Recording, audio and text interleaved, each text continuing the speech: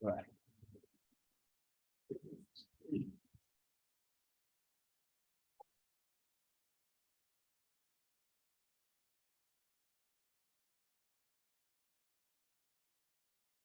පේනවා ද්‍රව ස්ථිති පීඩනය අනේ ස්ක්‍රීන් එක පේනවද? පේනවා. right මේකේ චුට්ටක් ඉන්න මේකත් සෙකන්ඩරි රෙකෝඩින් එක හරි වගේ චුට්ටක් ඉන්න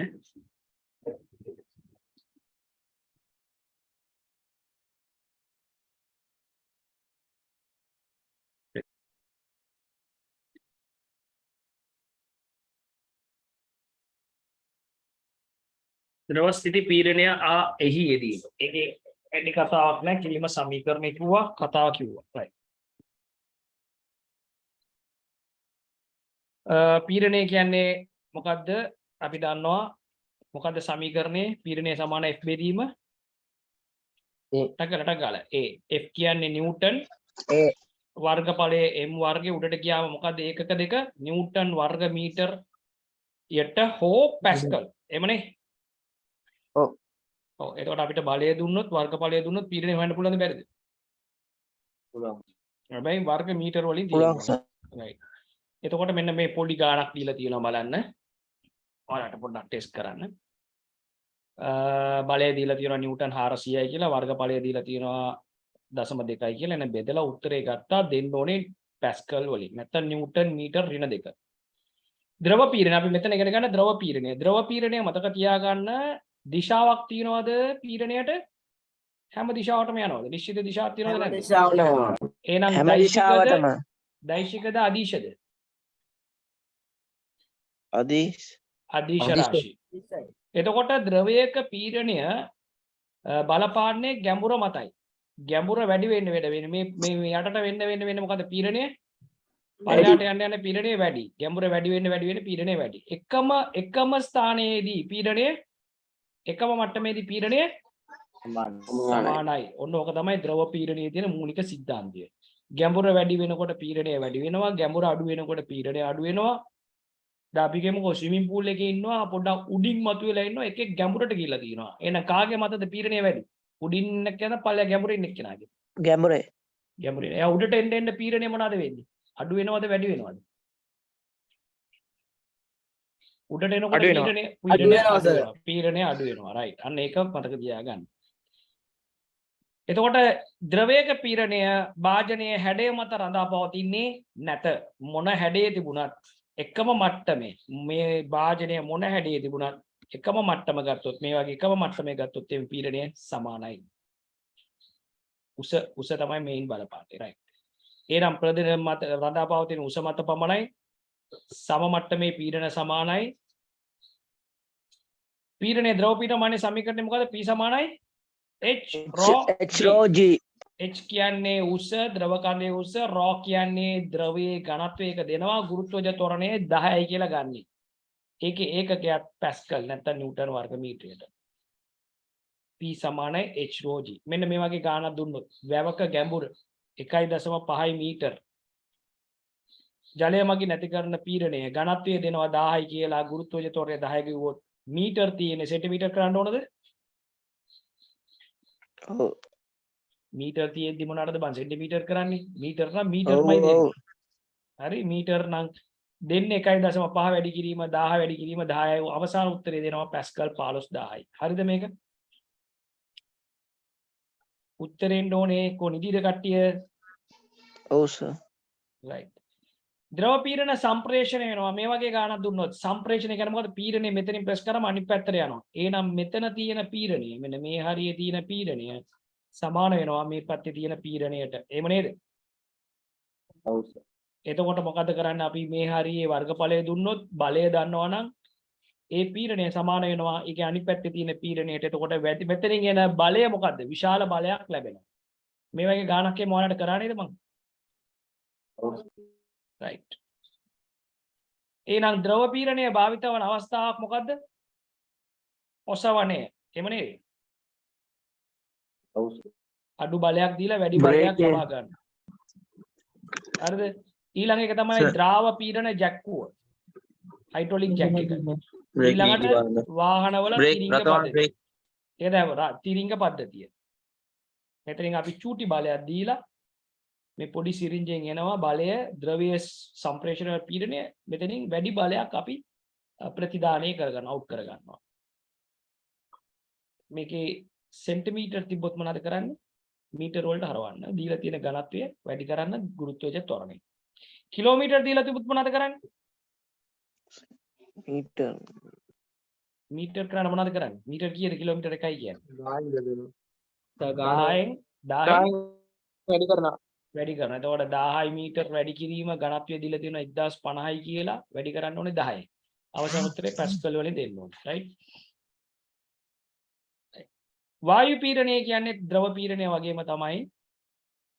වායුගෝලීය පීඩනය ගත්තම අපේ මම දැන් පොළොව මට්ටමේ තමයි මගේ පීඩනය වැඩි. උඩට යන්න යන වායු පීඩනය මොකද්ද වෙන්නේ?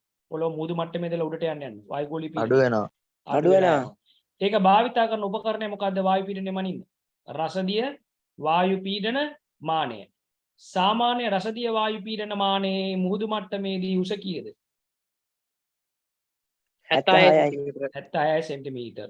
මම කිව්වා මේක එවරස්ට් වලට යනකොට 25කට වගේ අඩු වෙලා යනවා. ඒ තරම් පීඩනය අඩු වෙනවා. හරි.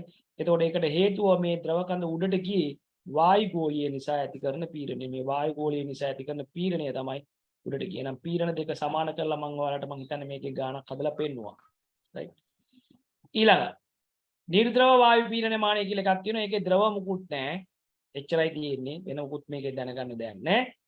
එන වායුගෝලීය පීඩනයේ එදිනෙදා ජීවිතයේ යොදා ගන්න උදාහරණ තුනක් ගාලා කියන්නේ. වායුගෝලීය පීඩනය, බටයකින් බීම පානය, තව රබර් චූෂක රබර් චූෂකයයි සයිෆන් ක්‍රමයයි. මතකයිද මේ තුන? ඔව් සර්. ඔව්. right. ඉපිලීම පිළිබඳව කවුද කතා කළේ? උඩුකුරු තෙරපුම පිළිබඳව ආකිමිඩිස්. උඩුකුරු කොට මේ කියන්නේ ද්‍රවයක් මත අපි මොන හරි වස්තුවක් ඇති කළාම ඒ ද්‍රවය මගින් ඇති කරන වස්තුව මත තෙරපුමක් උඩු අතට. ඒකට කියනවා උඩුකුරු තෙරපුම කියලා. දැන් මම මේම වස්තුවක් ගිල්ලනවා. වාතයේදී මම හිතමුකෝ මෙයාගේ ස්කන්ධය ග්‍රෑම් 200යි. හරිද? ග්‍රෑම් 200. එන වාතයේ මෙයාගේ බර කීයද? 2000යි සර්. බර බං අයියෝ 200යි ග්‍රෑම් නම් කිලෝග්‍රෑම් කරන්න ඕන. 1000න් බෙදන්න 1000න් වැඩි කළා බර බලන්න මොනවද කරන්න ඕනේ? 10න් ආයි වැඩි කරන්න ඕනේ. 2යි. කීපාරක් 2යි නිව්ටන්. 2යි නිව්ටන්. 2යි නිව්ටන්. දැන් අපි මේ වතුරේ ගිල්ලුවම මේකේ බර 2යි නිව්ටන්ද ඊට වඩා අඩු වෙන්න පෙන්නන්නේ මෙතන නිව්ටන් දුන්නා. ඊට වඩා අපි හිතමුකෝ දෙක 1.5 නිව්ටන් පෙන්නුවා කියලා. මේකට කියන්නේ ඇත්ත බරද සත්‍ය බරද දෘශ්‍ය බරද? වතුරේ ගිල්ලුවම දෘශ්‍ය බර. එහෙනම් මේ දෘශ්‍ය බර ඔව් දෘශ්‍ය බර කියන්නේ 2 නිව්ටන් 1.5 වෙලා. එහෙනම් 0.5ක් මොකද්ද වෙලා තියෙන්නේ? ද්‍රවය මගින් ඇති කරලා තියෙනවා මොකද්ද? උඩුකුරු තෙරපුම එන උඩුකුරු තෙරපුම කීයද අගේ? 5යි 0.5 නිව්ටන්. පල්ලෙහාට 2 නිව්ටන් තියෙනකොට 0.5ක් යටින් දෙනකොට සංප්‍රයුක්ත බලය 1.5ක් පෙන්නලා තියෙනවා. දෘශ්‍ය බර. right. එන යුරේකා බඳුන භාවිත කරගෙන අපි පරීක්ෂණයක් කරනවා. මෙන්න මේම බලයක් මේක තිබ්බා. මෙන්න මෙයාව දැන් දානවා වතුරට. විස්ථාපන වෙනවද නැද්ද වතුර ටිකක් මේ වදියට? ඔව් විස්ථාපනය වුණු ජලයේ බර වස්තුව මත ඇති කරන උඩුකුරු තෙරපුමට සමානයි. කවුද ඒ කිව්වේ? ආකිමිඩිස්. මේ බලන්න දැන් අපි ඇත්ත බර 1.2යි. මේ තරාදියේ තියෙනවා මේකේ මේ වීදුරු භාජනයේ බර 1.3යි නිව්ටන්. දැන් මම මේක ඇතුල් කරපුව ගමන් දෘශ්‍ය බර 0.9 වුණා. මේක 1.6 වුණා. ඒ කියන්නේ බලයේ බර මේ වතුර කීයක් ඇවිල්ලාද බර? වැඩි වෙලාද බර? වතුර කොච්චරක් ඇවිල්ලාද එළියට? 0.3ක් ආවා. ඒ 0.3 මෙතනින් අඩු වෙලා පෙන්නලා තියෙනවනේ පේනවද? ඔව් සර්. ඊට පස්සේ මොකද්ද වෙලා තියෙන්නේ? දැන් තව ටිකක් ඇතුල් කරා. 0.6 වෙලා මෙතනත් දැන් කීයක් වෙලාද? 1.3 තිබ්බ එක 0.6 වෙලා. නේද? එහෙමනේ. ඒ කියන්නේ මොකද්ද මේ වෙලා තියෙන්නේ? මම ඇතුල් කළාම මේක මත ඇති කරන උඩුකුරු තෙරපුම නිසා උඩුකුරු තෙරපුම 0.6 එහෙම නේද? ඒ උඩුකුරු තෙරපුම තමයි මේ ජලයේ ස්කන්ධ බරට සමාන වෙලා තියෙන්නේ. ඒකෙන් පැහැදිලි වෙන්නේ මොනවද? ආකිමිඩිස් කිව්වා මොකද නියමය? වස්තුවක් තරලයක් තුල අර්ධ වශයෙන් හෝ පූර්ණ වශයෙන් ගිල්ලුවම ඒ මත ක්‍රියා කරන උඩුකුරු තෙරපුම, ඒ කියන්නේ උඩුකුරු තෙරපුම, ඒ කියන්නේ වස්තුව මත මේ ද්‍රවයෙන් ඇති කරන තෙරපුම තරලයේ බරට සමානයි කියලා. පැහැදිලිද? ඔව් සර්. උඩුකුරු තෙරපුම කියන එක මේ අඩුවීම 1.2 දැන් 0.6 වෙලා. අතන 1.3 1.9 වෙලා. එහෙනම් 0.6 අඩු වෙලා තියෙන්නේ මොකක් නිසාද? උඩුකුරු තෙරපුම නිසා. ඒක මේ විස්ථාපනය වුණු බරට, ජලයේ බරට, තරලයේ බරට සමානයි කියලා කිව්වා. 1.1 තිබුණා මේ හිස්ටින් එක. இது வந்து சும்மா வெத்திட பர வந்து 1.3. இப்ப தண்ணி வந்த பிறகு கூடிச்சா இல்லையா? 1.6 ஆயிடுச்சு. எவ்வளவு கூடிச்சு தண்ணி வந்த பிறகு? සේනම් 3 වැඩි වෙලා. 0.3 වැඩි වුණා. එතකොට මෙතන වැඩි இது கூட போகல இங்க எவ்வளவு குறைஞ்சி? 0.3 குறைஞ்சிக்குது. எதால குறைஞ்சி 0.3 தண்ணியால கொடுத்த பலய சிக்கி உடுக்குறு தெரப்பும சுத்தி திருஷ்ய பாரு. அப்ப அந்த உடுக்குறு தெரப்பும வந்து இந்த விஸ்தாபனம் ஜலயக்கு பாரட்ட சமானே இல்லையா? සමානයි. இங்கே இது 3.3 குறைஞ்சது இங்கேக்கு வந்துச்சு, தண்ணிக்கு வந்துச்சு. அதே மாதிரி இப்ப இங்கே 0.6 குறைஞ்சது இங்க தண்ணிக்கு வந்துச்சு. இத ஆர்க்கிமிடிஸ் சொல்றாரு. වස්තුවක් මත ඇති කරන උඩුකුරු තෙරපුම විස්ථාපනය වුණු තරලයේ බරට සමානයි. එලෙන්චා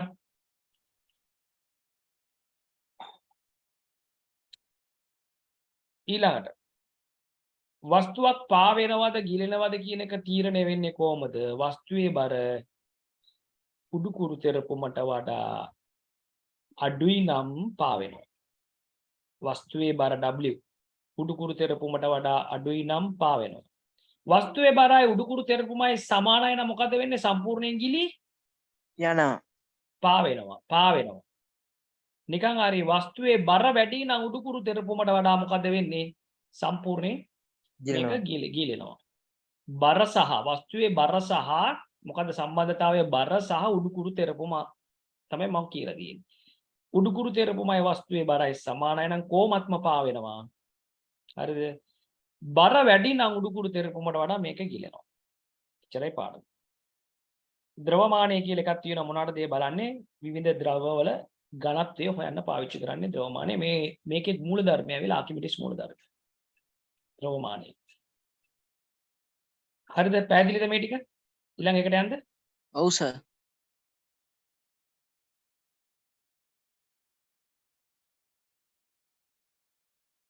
ඊළඟ පාඩමට යන්න. කීයද අපි කරේ දැන්? 15. වැදගත්ම පාඩමක් තියෙනවා. මොනවද ඒ? 16. 16. ඒක තමයි දැන් යන්නේ. பதார்த்தே வெனஸ் வீம். அந்த நல்ல கேட்டுக்கோங்க. ஆவர்த்தா வகோண்டு வந்தா அடுத்து இதுதான் வரும். சரியா? டக் டக்குன்னு போகும். பதார்த்தே வெனஸ் වීම. ඔන්න අනිවාර්ය ප්‍රශ්නයක් එංගාල සරි වரும் இந்த පාඩத்துல ඉන්නේ. පදාර්ථයේ වෙනස් වීම, රසායනික වෙනස් වීම තියෙනවා, භෞතික වෙනස් වීම තියෙනවා. ඝනයක් ද්‍රව වෙනවා නම් ද්‍රව වාෂ්ප වෙනවා නම් වාෂ්ප ආයි ද්‍රව ඝන වෙනවා නම්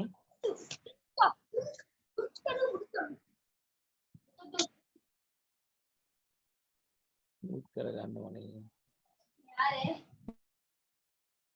Zeit. ඝන ද්‍රව ද්‍රව වායු වන අවස්ථා පදාර්ථයේ වෙනස් වෙනවා නම් ඒක භෞතික වෙනසක්. රසායනික වෙනස් වීමේදී මොනවාද ඇදෙන්නේ? නව ද්‍රව්‍ය ඇති වෙනවා.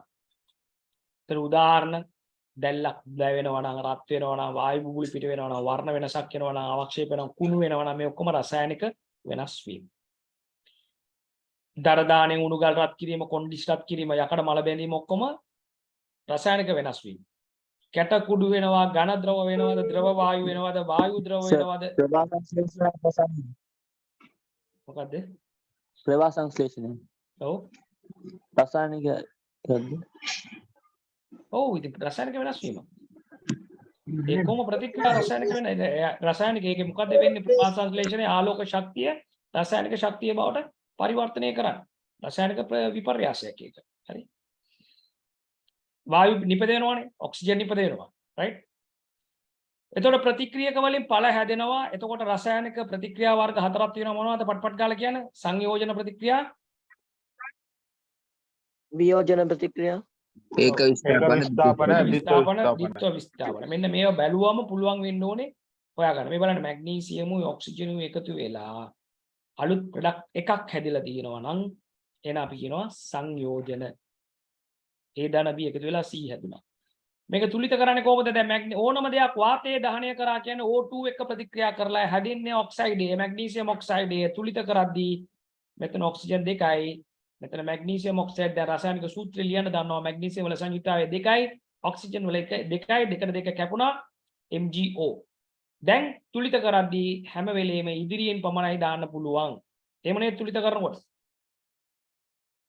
ඔව් සර් right එතකොට මේක තුලිත කරලා තියෙන පේනවනේ තුලිත කරගන්න පුළුවන් වෙන්න ඕනේ එන මේ කො මොකද්ද සංයෝජන ප්‍රතික්‍රියා කාබන් ඔක්සිජන් එකතු වෙලා කාබන් ඩයොක්සයිඩ් හැදිලා තියෙනවා සංයෝජන එකතු වෙලා තියෙනවා කාබන් ඩයොක්සයිඩ් උයි කාබන් එකතු වෙලා කාබන් මොනොක්සයිඩ් හැදිලා තියෙනවා මේකත් බලන්න තුලිත කරන්න CO2 C1යි C දෙකක් තියෙනද මේක ඉස්සරහින් දෙකක් දාලා තුලිත කරගත්තා right එහෙනම් කැල්සියම් ඔක්සයිඩ් අලු හුණු ජලයේ එකතු කළාම කැල්සියම් හයිඩ්‍රොක්සයිඩ් හුණු දියර හැදුනා සංයෝජන ප්‍රතික්‍රියාව ඒක තාපදායකනේ. තාප අවශ්‍ය. දායක ප්‍රතික්‍රියාවක් හුණු දියර සෑදීම මොකද්ද තාපදායක හුණු ගල් පිලිසීම තාපාවශෝෂණය. තාපාවශෝෂණය අන්න ඕක බහුව වර්ණ වලට එනවා කැල්සියම් කාබනේට් වියෝජනය වෙලා කැල්සියම් ඔක්සයිඩ් හැදෙනවා නම් ඒක තාප අවශෝෂක වලට උදාහරණයක් right එහෙනම් මේ ඔක්කොම සංයෝජන ප්‍රතික්‍රියා වියෝජන කියන්නේ මොකද යම් කිසි දෙයක් රත් කරලා කුඩා තවත් කැලි වලට කැඩෙනවා මේක වියෝජන මේ කැඩිලා යනවා සරල සංයෝග බවට මේ බලන්න කැල්සියම් කාබනේට් රත් කරලා වියෝජනය වෙනවා කැල්සියම් ඔක්සයිඩ් කාබන් ඩයොක්සයිඩ් හැදුනා මේක වියෝජන මේ ඔක්කොම කැඩිලා එනවා වියෝජන ප්‍රතික්‍රියා දැන් ඒක විස්ථාපන ප්‍රතික්‍රියා ඔන්න සක්‍රියතා ශ්‍රේණියේ ඉහළින් ඉන්න තනි මූලද්‍රව්‍යයකට පුළුවන් සංයෝගයක් කඩලා දාන්න සින්ක්ට පුළුවන් කොපව විස්ථාපනය කරලා දාන්න මේ වගේ වට අපි කියනවා ඒක විස්ථාපන ප්‍රතික්‍රියා මෙන්න මේ જાතිය ප්‍රතික්‍රියා ඔක්කොම මොකද්ද ඒක විස්ථාපන ප්‍රතික්‍රියා පැහැදිලි ඊළඟ ද්විත්ව විස්ථාපන ප්‍රතික්‍රියා කියන්නේ මොකද්ද පුවමාරු කර ගන්නවා මේ බලන්න දැන් barium chlorine sodium sulphate barium sulphate එක කියනවා සෝඩියම් ක්ලෝරයිඩ් එක කියනවා මේවට කියන අපි ද්විත්ව විස්ථාපන ප්‍රතික්‍රියා කියලා උදාහරණ තුලිත කරන හැටි දන්නවා කොහොම තුලිත කරන්නේ කියලා අපි මේක පොඩ්ඩක් තුලිත කරලා බලමු ඇලුමිනියම් 2යි ඔක්සිජන් 3යි දැන් 3යි 2යි නම් මොකද කරන්නේ මෙයාව වැඩි කරනවා 3ෙන් මෙයාට දානවා 2 3 වරක් 2 6යි 3 වරක් 2 වරක් 3 6 වුණා දැන් ඇලුමිනියම් 2 වරක් 2 4 ඉඳන් මේ පැත්තට කීයක් දානවද 4ක් දානවා එවනේ තුලිත කරන්නේ ඔව් සර් දැන් මෙතන සෝඩියම් 2යි ඔක්සිජන් 1යි එහෙනම් අනිවාර්යයෙන් මට මෙතනට දෙකක් දාගන්න වෙනවා මොකද සෝඩියම් ඔක්සිජන් දෙකක් තියෙන නිසා සෝඩියම් දැන් 4යි දැන් මේ පැත්තට 4යි මේක තුලිත කරවම් කොහමද හයිඩ්‍රජන් 2යි හයිඩ්‍රජන් 3යි එහෙනම් දෙක වරක් අරක දෙකෙන් වැඩි කරා මේක 3ෙන් වැඩි කරා 2යි 3යි දැන් 6යි නයිට්‍රජන් 2 දැන් තුලිතයි මේවයි තුලිත කරන්නේ ඊළඟ සක්‍රියතා ශ්‍රේණිය හරි වැදගත් මං කිව්වා සෝඩියම් නැවත වරක් සමහර ලෝහ වාතයේ ඉක්මනට ප්‍රතික්‍රියා කරනවා සෝඩියම් ඒකයි සෝඩියම් එක අපි පැරෆිනිටි ඉදි තුල දාලා තියෙන්නේ සමහර ඒවා ප්‍රතික්‍රියා කරන්නේම නැහැ ඇලුමිනියම් ප්ලැටිනම් සිල්වර් ගෝල්ඩ් වගේ ඒවා ඔක්සිජන් එක්ක ප්‍රතික්‍රියා කරන්නේ නැහැ ඒකයි ඒවායේ ගණන් වැඩි ජලයත් එක්ක ප්‍රතික්‍රියා කරද්දී සෝඩියම් සිසිල් ජලය එක්ක ප්‍රතික්‍රියා කරනවා භස්මයක් හදනවා රතු ලික්මස් නිල් වෙනවා ෆිනොක්තලින් මොන පාට වෙනවද භස්ම හමු වෙන්නේ රෝස පාට වෙනවා මැග්නීසියම් ජලයත් එක්ක උණු ජලයේ ප්‍රතික්‍රියා කරනවා ඒකත් භස්මයක් මේක දුර්වලයිද දුබල භස්මයක්ද මැග්නීසියම් හයිඩ්‍රොක්සයිඩ් ප්‍රබල භස්මයක්ද ප්‍රබල භස්ම සෝඩියම් හයිඩ්‍රොක්සයිඩ් පොටෑසියම් හයිඩ්‍රොක්සයිඩ් ප්‍රබලයි මැග්නීසියම් හයිඩ්‍රොක්සයිඩ් දුබලයි පටන් ගන්නකොටම කිව්වා දුබලයි මැග්නීසියම් හයිඩ්‍රොක්සයිඩ් නැත්තම් බොන්න පුළුවන්ද අපිට බොන්න බෑ. ප්‍රබලයි නම් බොන්න බෑ. milk of magnesia. මතකද? ඔව් සර්. එහෙනම් අම්ල රතු ලිට්මස් නිල් කරනවා භස්ම රතු ලිට්මස් නිල් කරනවා අම්ල මොනවද කරන්නේ නිල් ලිට්මස් රතු කරනවා. රතු කරනවා right දැන් අම්ල සමග ප්‍රතික්‍රියාවත් හරි ප්‍රබලයි සක්‍රියතා ශ්‍රේණියේ ඉහළ කට්ටිය සෝඩියම් ඒව මැග්නීසියම් සෝඩියම් ඒව අපි ගන්නෙ නෑ මොකද සෝඩියම් පොටෑසියම් කැල්සියම් ප්‍රචණ්ඩ ලෙස ප්‍රතික්‍රියා කරනවා අම්ල එක්ක අපි ලැබ් එකේදී ඒවයි අම්ල ප්‍රතික්‍රියා කරන්නේ නැහැ. දැන් මෙතන આવොත් එimhe zinc copper sulfate එක්ක ප්‍රතික්‍රියා කරයිද? ඔව්. copper sulfate මොන පාටයිද? නිල් පාටයි. zinc මොකද කරන්නේ දැන්? copper වලට වඩා ඉහළ ඉන්නේ සක්‍රියතා ශ්‍රේණිය න zinc ඇවිල්ලා copper විස්ථාපනය කරලා දුඹුරු කුඩක් හදනවා. ද්‍රාවණයේ නිල් පාට මොකක් වෙයිද? මේ ප්‍රතික්‍රියාව සිද්ධ වුණොත්.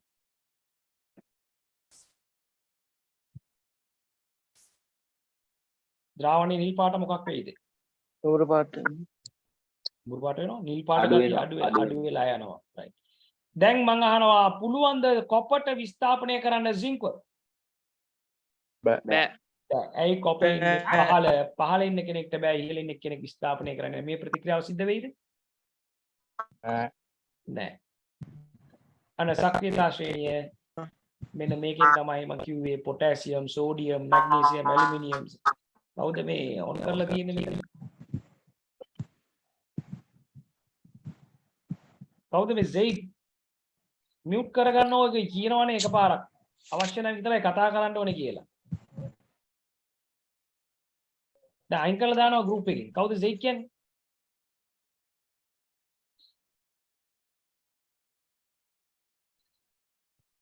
sodium magnesium aluminum zinc iron tin lead hydrogen copper mercury silver platinum gold දැන් මේක කටපාඩමේ තියෙන්න ඕනේ නැත්නම් සක්‍රියතා ශ්‍රේණියේ ප්‍රශ්න આવොත් කරන්න බෑ.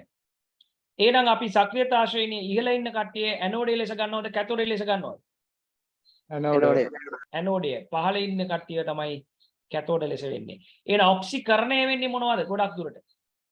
සක්‍රියතා ශ්‍රේණියේ ඉහළ ඉන්න කට්ටියද පහළ ඉන්න කට්ටියද? ඉහළ ඉන්න කට්ටිය. ඉහළ ඉන්න කට්ටිය. ඔක්සිහරණයට කැමති කවුද? පහළ ඉන්න කට්ටිය. දැන් හයිඩ්‍රජන් කොපයි හිටියොත් කවුද? හයිඩ්‍රජන් කොපයි හිටියොත් කවුද? කතා කරලා මියුට් කරන්න මුන්ට දන්නේ නැද්ද අප්පා හයිඩ්‍රජනුයි කොපයි හිටියොත් කවුද ඔක්සිහරණයට කැමති හයිඩ්‍රජන්.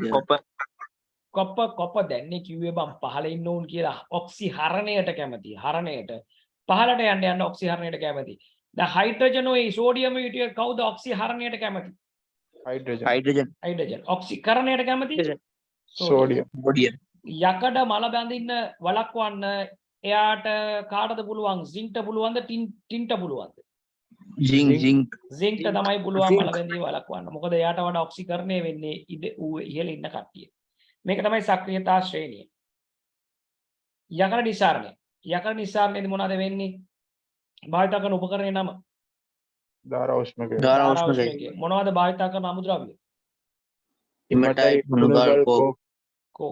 කොහෙන්ද දාන්නේ යටින්ද උඩින්ද උඩින් දාන්නේ එතකොට උණුසුම් වාතය යවනවා මේ දෙපැත්තේ උණුසුම් වාතය යනවා දෙපැත්තේ දාපුවම ප්‍රතික්‍රියා ටිකක් සිද්ධ වෙනවා ප්‍රතික්‍රියා ටිකක් සිද්ධ වෙලා පහළින් ද්‍රව යකඩ ටික පිට වෙනවා ඊට මතු පිටින් පා වෙනවා මොනවද ලෝ බොර පිට වෙමින් ලෝ බොර එනවා ලෝ බොර කියන්නේ මොකද්ද හැදෙන මොනවද කාබනේට්. අපද්‍රව්‍ය මොනවද අපද්‍රව්‍ය එහෙනම් මට කියන්න හිමටයිට් කියන්නේ Fe2O3 මේකේ ඔක්සිජන් අයින් කරොත් තමයි යකඩ එන්නේ එහෙනම් මොකද්ද මේ මෙතන වෙන්න ඕනේ ඔක්සිකරණයේද ඔක්සිහරණයේද ඔක්සිජන් ඉවත් වීමට අපි කියන්නේ ඔක්සිහරණය ඔක්සිජන් ඉවත් වීමට අපි කියන්නේ ඔක්සිහරණය එහෙනම් ඔක්සිහරණය කරන්නේ කවුද කාබන් මොනොක්සයිඩ් කොහොමද අපි හදාගන්නේ මෙතනදී කෝක් භාවිතා කරලා කෝක් මොනවද කරන්නේ උණුසුම් වාතය එක්ක ප්‍රතික්‍රියා කරලා කාබන් ඩයොක්සයිඩ් හැදෙනවා ඒ කාබන් ඩයොක්සයිඩ් වැඩිපුර මෙන්න මේ හැදෙන කාබන් ඩයොක්සයිඩ් වැඩිපුර කෝක් එක්ක ප්‍රතික්‍රියා කරලා කාබන් මොනොක්සයිඩ් හැදෙනවා දැන් මොකද වෙන්නේ කාබන් මොනොක්සයිඩ් යකඩ ඔක්සිහරණය කරනවා මෙන්න මේ ඔක්සිජන්ව පන්නනවා ඔන්න ඔක්සිජන් පනලා යකඩ ද්‍රවයකට ආවා කාබන් ඩයොක්සයිඩ් නැවත හැදුනා. එතකොට කැල්සියම් කාබනේට් මොකද්ද වෙන්නේ? මේකේ වියෝජනය වෙනවා. තාප අවශෝෂක ප්‍රතික්‍රියාවක් වියෝජනය වෙලා කැල්සියම් ඔක්සයිඩ් හදනවා. තවත් කාබන් ඩයොක්සයිඩ් හැදෙනවා. මේ කැල්සියම් ඔක්සයිඩ් මොනවද කරන්නේ? අපද්‍රව්‍ය සිලිකන් ඇලුමිනියම් එක ප්‍රතික්‍රියා කරලා ලෝ බොර හදනවා. කෝක් වලින් තව කාර්යයක් කරනවා. මොකද මේක උෂ්ණත්වයේ සාමාන්‍යයෙන් ආරම්භයේදී අංශක 600ක් පමණ තියෙන්නේ. කෝක් මොකද කරන්නේ? උෂ්ණත්වය 1600කට වගේ වැඩි කරලා දෙනවා. එහෙම නේද? එහෙම නේද? නිදිද? ඔව් සර්. ඔව්. එහෙනම් යපස් තියෙනවා. මෙන්න මේ යපස් කෑලි කඩලා ගන්නවා. මෙන්න හුණුගල් දානවා. කැල්සියම් කාබනේට් හුණුගල් ගන්න කොහෙන්ද අපි සාමාන්‍යයෙන් ලෝහ ලුණු නිස්සාරණයේ පළවෙනි අවක්ෂේපය මොනවද ලැබෙන්නේ? පළවෙනි තටාකේ විශාල තටාකේ මොනවද අවක්ෂේප වෙන්නේ? Calcium carbonate. Calcium carbonate. Calcium carbonate. ලුණු නිස්සාරණයේ දෙවෙනි තටාකේ මොනවද එන්නේ? අවක්ෂේප වෙන්නේ? Magnesium chloride. Calcium sulphate. දෙවෙනි තටාකේ කැල්සියම් සල්ෆේට්. තුන්වෙනි තටාකේ කියන්නේ කුඩා තටාකේ මොනවද හැදෙන්නේ? sodium chloride, sodium chloride. Sodium. Sodium chloride. ඒක තමයි අපිට ඕන ලුණු එක. සෝඩියම් ක්ලෝරයිඩ් එක තවත් අපද්‍රව්‍ය එකතු වෙනවා මොනවද? magnesium, Magnesium chloride. මැග්නීසියම් ක්ලෝරයිඩුයි මැග්නීසියම් සල්ෆේටුයි. ඒ හින්දා මේ ලුණු වලට මොන වගේ වෙනසක් ඇති වෙලා තියෙනවද? තිත්ත රසයක්, තිත්ත රසයක්. ඕක නැති කරන්න මොනවද කරන්න ඕනේ? පිරමිඩ කරත් මාස 6ක් ගොඩ ගන්න මාස 6ක් පිස්මාකාර හැඩයකට තිබ්බා මොකද වෙන්නේ? මැග්නීසියම් ක්ලෝරයිඩුයි මැග්නීසියම් ක්ලෝරයිඩ් සල්ෆේට් ජලයට කැමති. ඒගොල්ල ජල වාෂ්ප එක්ක ප්‍රතික්‍රියා කරලා දිය වෙලා යනවා. රයිට්. කැල්සියම් සල්ෆේට් කියන්නේ මොනවද භාවිතය? දැන් කැල්සියම් කාබනේට් දාන උණු ගල් වලට ගන්න පුළුවන්. දෙවෙනි තටාකේ ඉතුරු වෙනවා කැල්සියම් සල්ෆේට්. කවුද ඉන්නේ ඒක ගැන දන්න? කැල්සියම් සල්ෆේට් මොනවද භාවිතා කරන්නේ?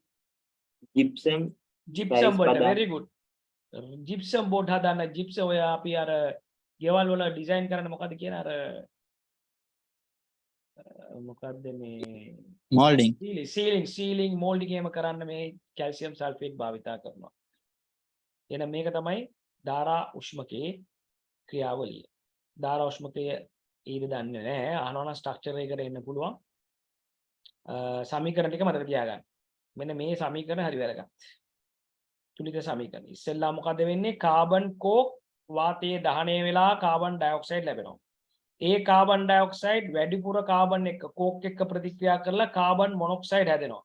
මෙන්න අවසන් තුලිත සමීකරණය. Fe2O3 තමයි හිමටයිට් කියන්නේ. ධන 3යි CO හැදෙනවා 2යි Fe 3යි CO2 3ට 2ට 3. දැන් යකඩ හිමටයිට් මවුල් එකකට කාබන් මොනොක්සයිඩ් මවුල 3ක් ප්‍රතික්‍රියා කරලා යකඩ මවුල 2ක් සහ කාබන් ඩයොක්සයිඩ් මවුල 3ක් හදනවා. right.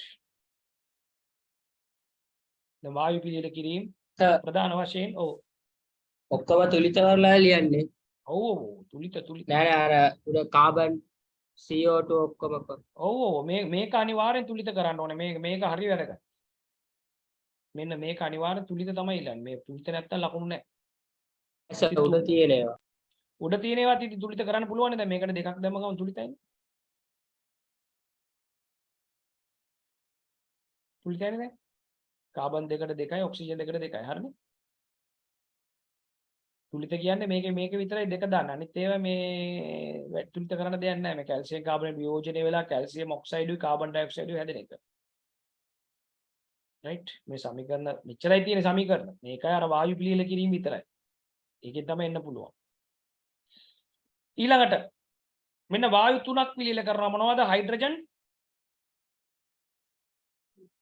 ටගල carbon dioxide oxygen. Carbon dioxide oxygen.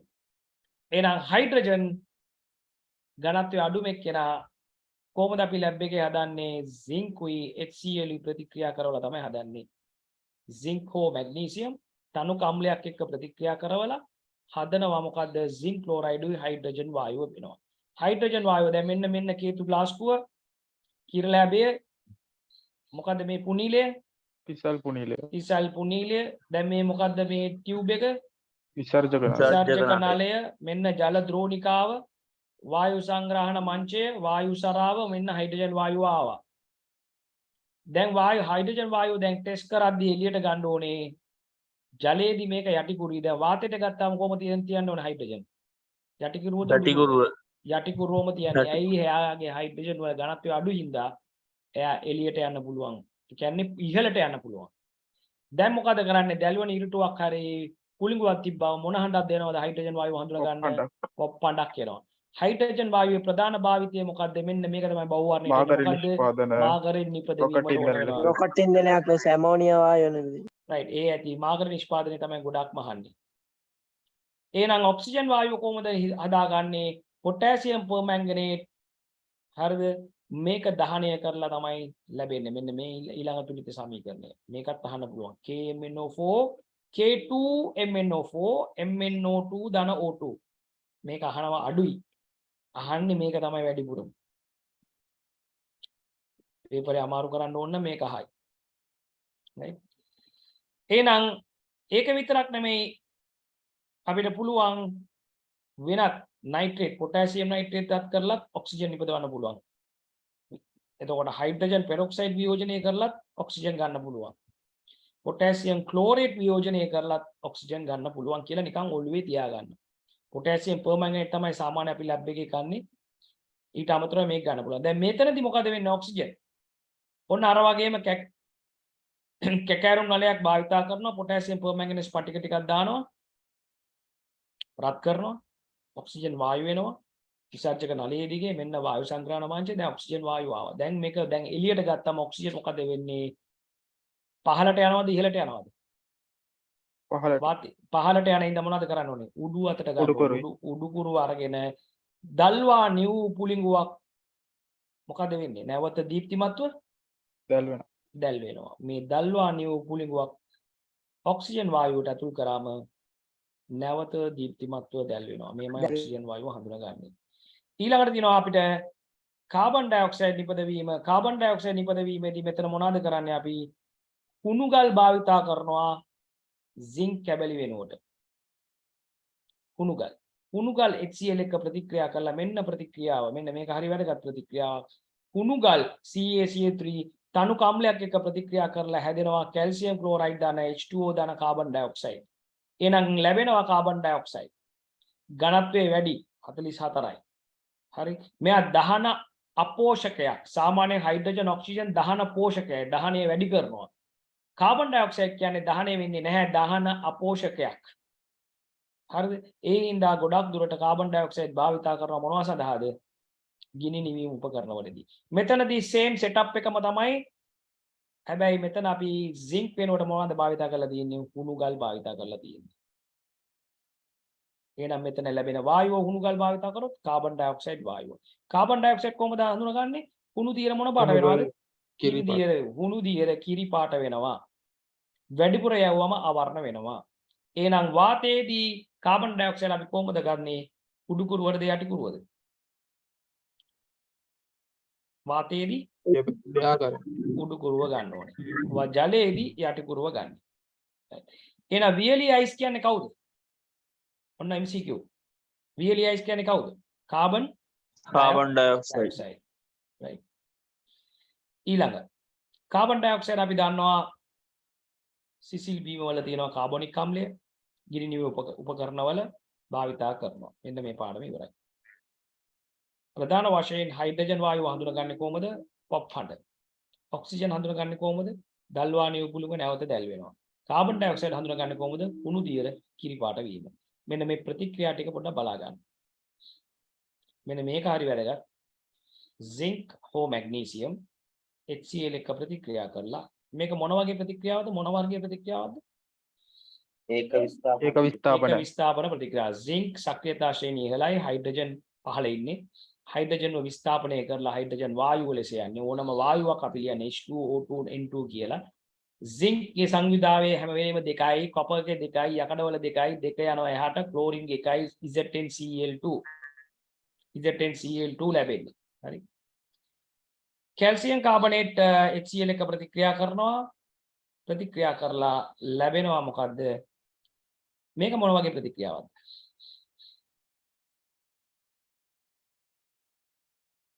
සංයෝජන විස්ථාපන. ද්විත්ව විස්ථාපන විස්ථාපන. ප්‍රතික්‍රියාව. ද්විත්ව විස්ථාපන ප්‍රතික්‍රියාව. කැල්සියම් යනවා ක්ලෝරින් එක්ක.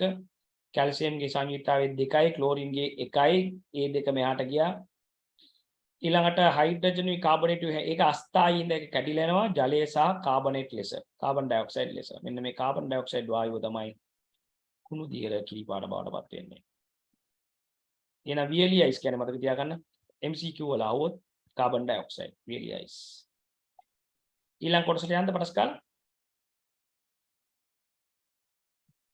මොකද දැන් බෝරින් වෙලාද? නෑ සර්. බෝරින්ද ඉන්ට්‍රස්ටිංද? right. ප්‍රතික්‍රියා ශීඝ්‍රතාවය කෙරෙහි ප්‍රධාන වශයෙන් මොකද ප්‍රතික්‍රියාව ශීඝ්‍රතාවය කියන්නේ? වැය වුණු ප්‍රතික්‍රියක ප්‍රමාණය බෙදන්න ඕනේ ගත වුණු කාලය නැත්නම් නිපද වුණු ඵල බෙදන්න ඕනේ ගත වුණු කාලය. හරි. නැත්නම් ඒකීය කාලයකදී සිදුවන විපර්යාස ඝට්ටන ප්‍රමාණය. ප්‍රධාන වශයෙන් බලපාන සාධක 4යි. මොනවද ප්‍රතික්‍රියා ශීඝ්‍රතාවය කෙරෙහි බලපාන සාධක 4? පෘෂ්ඨීය වර්ගඵලය, උෂ්ණත්වය, ප්‍රතික්‍රියකවල සාන්ද්‍රණය, අනිත් එක උත්ප්‍රේරක පැවතීම. පෘෂ්ඨීය වර්ගඵලය වැඩි වෙනකොට මොනවද වෙන්නේ ප්‍රතික්‍රියාවේ ශීඝ්‍රතාවය? වැඩි වෙනවා. ඇයි වැඩි වෙන්නේ? ඝට්ටන ප්‍රමාණය වැඩි වෙනවා. එහෙනම් කැබලි වලට වඩා කුඩු ලෙස යොදාගත් විට මොකද වෙන්නේ ප්‍රතික්‍රියාවේ ශීඝ්‍රතාවය? වැඩි වෙනවා. වැඩි වෙනවා. දැන් මම අර කලින් හදපු ප්‍රතික්‍රියාවේදී කියන්නේ මැග්නීසියම් හරි සිංක් කැබලි දැම්මොත් හයිඩ්‍රජන් පිට වෙන වේගය වැඩිද? කුඩු දැම්මොත් හයිඩ්‍රජන් පිට වෙන වේගය වැඩිද? කුඩු දැම්මොත් කුඩු දැම්මොත්. උෂ්ණත්වය වැඩි කරොත් මොකද වෙන්නේ ප්‍රතික්‍රියාවේ ශීඝ්‍රතාවය? වැඩි වෙනවා. උෂ්ණත්වය වැඩි වුණොත් ප්‍රතික්‍රියාවේ ශීඝ්‍රතාවය වැඩි වෙනවා. මෙන්න මේ ප්‍රතික්‍රියාව සමානලාට අහන්න පුළුවන්. පොටෑසියම් පර්මැංගනේට් දාලා තියෙනවා ආම්ලික මේකේ යකඩ ඇණයක් දාලා තියෙනවා මේකේ මොකක් හරි ප්‍රතික්‍රියාවක් කළා මොකද වෙන්නේ? වර්ණය අඩු වෙනවා. උෂ්ණත්වය වැඩි එකේ රත් කරපු එකේ. ඒ කියන්නේ මොකද්ද වෙන්නේ? උෂ්ණත්වය වැඩි එකේ ඉක්මනටම ප්‍රතික්‍රියාව සිද්ධ වෙලා තියෙනවා කියන එක. ඉක්මනට අඩු වෙනවා කියන්නේ ශීඝ්‍රතාවය වැඩි කියන එක. එහෙනම් සාමාන්‍ය උෂ්ණත්වය වැඩි වෙනකොට මොකද්ද වෙන්නේ? චාලක ශක්තිය වැඩි වෙනවා, ඝට්ටන ප්‍රමාණය වැඩි වෙනවා. ඔන්න දැන් ප්‍රතික්‍රියාවේ ශීඝ්‍රතාවය වැඩි වෙනවා. ඊළඟට සාන්ද්‍රණය. මම මේකේ අන්තිම ඕලන්ට කරා ED පන්ති වලට මතකද? පරීක්ෂණ නල 4ක් 5ක් එකපාර තියලා හැම එකම කම්පයා කරලා ගත්තද නැද්ද? මතකද නැද්ද? ඔව් සර්. මතකයි සර්. අන්න ඒ වගේ එකක් තමයි මේක. ඒකම තමයි මේක. දැන් මේකේ බලන්න සාන්ද්‍රණය වැඩි. HCl 2.5යි 5යි 7 මාරයි. එහෙනම් කෝකේද උබුල් පිටවීමේ වේගය වැඩි? ජලය Aද Bද Cද?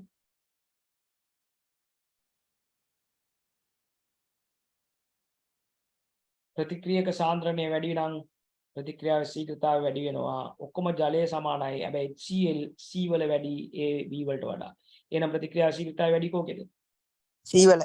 C වල. ඒ කියන්නේ ප්‍රතික්‍රියාවල ශීඝ්‍රතාවය සාන්ද්‍රණය වැඩි වෙනකොට මොකක්ද වෙන්නේ? සැරගතිය වැඩි වෙනකොට සාන්ද්‍රණය කියන්නේ සැරගතිය වැඩි වෙනකොට ප්‍රතික්‍රියාවේ ශීඝ්‍රතාවය වැඩි වෙනවා. පීඩනය වැඩි වෙනකොටත් මොකද වෙන්නේ? ලං කරනවා ඝට්ටනය වැඩි වෙනවා ප්‍රතික්‍රියාවේ ශීඝ්‍රතාවය වැඩි වෙනවා.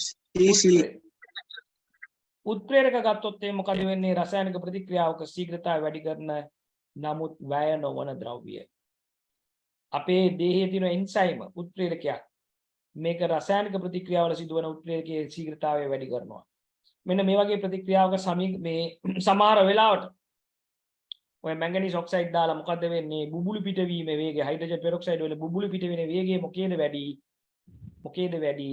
උත්ප්‍රේරකයේ දාපු එකේ. අවසානයේදී 0.2 තිබ්බ ග්‍රෑම් ප්‍රතික්‍රියාව සිද්ධ වුණාට පස්සෙත් කීයක් වෙනවද? මැංගනීස් ඩයොක්සයිඩ් වල මේ උත්ප්‍රේරකේ.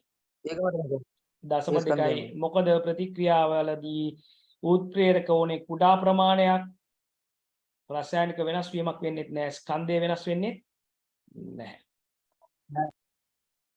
ප්‍රතික්‍රියාව සඳහා විශිෂ්ටයි කියන්නේ ආයේ ප්‍රතික්‍රියාවට විතරයි වෙන ප්‍රතික්‍රියාවට යන්නේ නැහැ. නිෂේධක කියන්නේ මොනවද? ප්‍රතික්‍රියා ශීඝ්‍රතාවය අඩු කරන ද්‍රව්‍ය. ඔය හයිඩ්‍රජන් පෙරොක්සයිඩ් වලටම අපි සල්ෆියුරික් අම්ලය ටිකක් දැම්මොත් ප්‍රතික්‍රියා ශීඝ්‍රතාවය අඩු වෙනවා. නිෂේධකක් තියෙනවා. මෙන්න මේක බහුවර්ණ වලට එනවා. කර්මාන්ත ශාලාවල භාවිත කරන උත්ප්‍රේරක. ඇමෝනියා නිෂ්පාදනයේදී යකඩ. සල්ෆියුරික් වලට යොදා ගන්නවා මොනවද?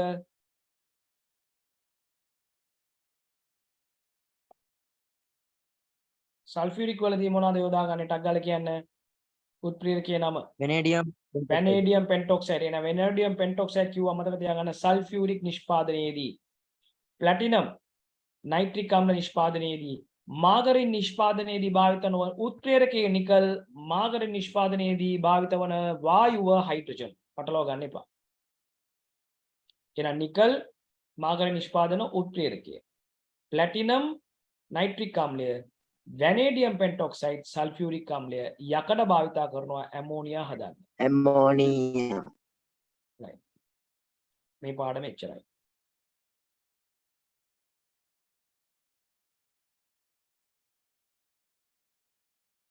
කාර්ය ශක්තිය හා ජවය. කාර්ය ශක්තිය හා ජවය. කාර්ය කියන්නේ මොකද්ද? යොදන බලය වැඩි කරන්න ඕනේ ගමන් කරපු දුරෙන්. එහෙම නේද? FD. ළමයි ඉන්නවද? ඔව් සර්. ඔව්. හරි හරි. මම යොදනවා නිව්ටන් 200ක බලයක්. දැන් මේ වස්තුව ගමන් කරනවා කියලා හිතමුකෝ. ඔව් සර් ඉන්නවා සර්. ඔව් මීටර් අපි හිතමුකෝ වස්තුව ගමන් කරනවා කියලා මීටර් 200ක්.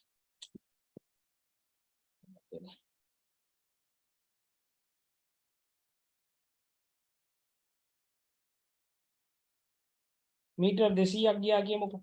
එහෙනම් බලය යාගේ කාර්ය කරපු කාර්ය ප්‍රමාණය කීයද? Metre 200යි Newton. මීටර් දෙකක් ගියා නම් කරපු කාර්ය ප්‍රමාණය කොච්චරද? 20 joule ඈ? F වැඩි කිරීම D බලය වැඩි කරන්න ඕනේ ගමන් කරපු දුරෙන්. 400යි 400යි නිව්ටන් 400යි මීටර්. 400යි නිව්ටන් මීටර්. 400යි ජූල් නැත්නම් නිව්ටන් මීටර්. එහෙනම් කාර්ය මනින ඒකක දෙකක් තියෙන එකක් නිව්ටන් මීටර් නැත්නම් ජූල්. නිව්ටන් මීටර් එක බල ගූර්ණයේ තියෙනවා. දෙකම නිව්ටන් මීටර්. හැබැයි වෙනස තමයි කාර්ය කියන එක ශක්තියක්. කරන්න ශක්තිය ඕනේ. එහෙනම් කාර්ය මනින ඒකකේ ජූල් කියලාත් ගන්න පුළුවන්. ඊළඟට සෙන්ටිමීටර් තිබුණොත් මොනවද කරන්න ඕනේ? meter කරගන්න මීටර් කරගන්න. right. මට මේකේ බලය හොයලා දෙන්න. දෙවෙනි කොටස ටක් ගාලා. විනාඩි. කෙරෙන කාර්යය 24යි ජූල්. ගමන් කරපු දුර 80යි සෙන්ටිමීටර්. වෙන බලය කීයද කියලා අහනවා. කීයෙන්? සුළු කළ ටක් ගාලා ගන්න විනාඩියක් දෙන්න.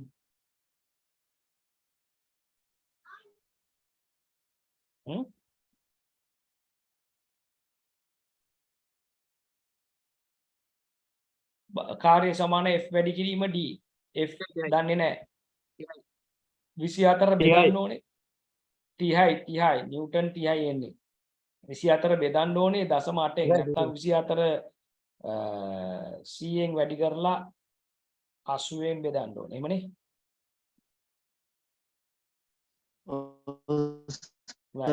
එහෙමයි කාර්ය ප්‍රමාණය බලන්නේ. දැන් ස්කන්ධයේ 5යි වස්තුවක් මීටර් 3ක් ඉහළට එසවනවලු.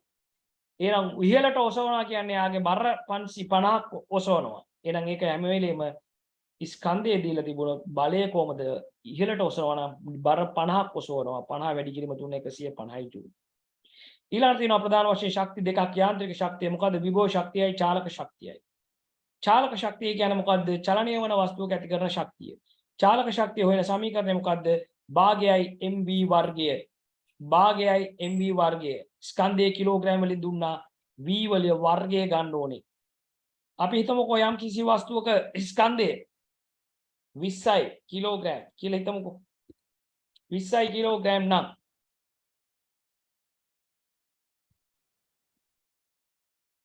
එයා ගමන් කරනවා 10 ms එකක වේගයකින්. කීයද චාලක ශක්තිය?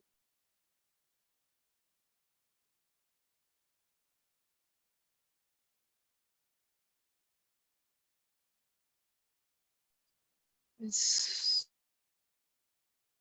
10 ms එකක වේගයෙන් යනවා නම් චාලක ශක්තිය කීයද? 10යි භාගය වැඩි කිරීම 20 වැඩි කිරීම 100 වැඩි කිරීම 100 කීයද උත්තරේ? 10යි මොකද ඒකකය? newton meter චාලක ශක්තිය ශක්තියමයි ඒකකය ජූල්. ශක්තිය මයින ඒකකය මොකද්ද? Joule. ජූල්. ඕනම ශක්තියක් මයින ඒකකයේ ජූල් නිව්ටන් මීටර් නෙවෙයි කාර්ය විතරයි. කාර්ය උනා ජූල් වලින් පුළුවන්. ජූල්. ශාලක ශක්තිය මයින ඒකකයේ ජූල්. ජූල්. දැන් බලන්න. ස්කන්ධයේ කිලෝග්‍රෑම් වලින් තියෙන්න ඕනේ ග්‍රෑම් තියෙන්න බෑ. 4 ms වේගකින් චලනය වෙනවා නම් 48යි ජූල්. මට මේක ඔහෙලා දෙන්න. 50 ග්‍රෑම් ස්කන්ධයක් සහිත වස්තුවක් එක්තරා ප්‍රවේගයකින් චලනය වන මොහොතේ චාලක ශක්තිය 9යි ජූල්. වස්තුවේ ප්‍රවේගය අහනවා. ඒ කියන්නේ ශක්තිය දීලා තියෙනවා 9යි ජූල්. ගමන් කරනවා ප්‍රවේගයකින් චලනය වෙනවා. ස්කන්ධයේ ග්‍රෑම් වලින් දීලා තියෙන්නේ. ප්‍රවේගයේ පටස් කාලා හොයලා දෙන්න. භාගය mv වර්ගය දාන්න සමාන වෙනවා 9ට භාගයේ වරක් m කියන්නේ 500 බෙදීම 1000 v වර්ගය එහෙනම් v හොයන්න ඕනේ කීයදයි 6යි ms ඍණ 1. හරිද අනිත් අයට ආවද Sir, දෙකයි ms නේ එක. 2 6 කියලා එනවා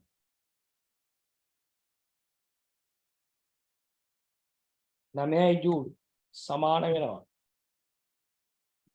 භාගයේ වරක් කියන්නේ Sir, sorry sir. මම එකට බැලුවා සෝක. ඒකට. එතකොට 500න් බෙදුවා 1000